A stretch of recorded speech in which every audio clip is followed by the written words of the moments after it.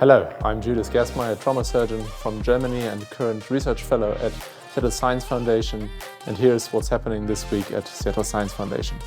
Join us Tuesday evening when Dr. Harvey Smith will discuss 24 years of lumbar TDR, what's next, at our Spine Arthroplasty Triumphs and Defeats case discussion series.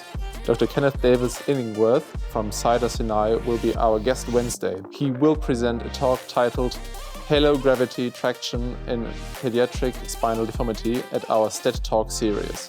Your host, Dr. Jens Chapman, famously defines the D instead as discussion, debate, and discovery. There is true to be all three.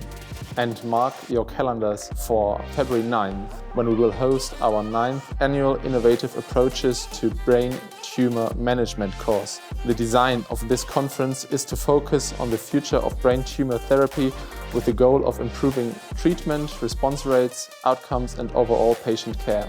As always, you can register for any of our courses at ssfcme.org. And thank you for supporting Seattle Science Foundation.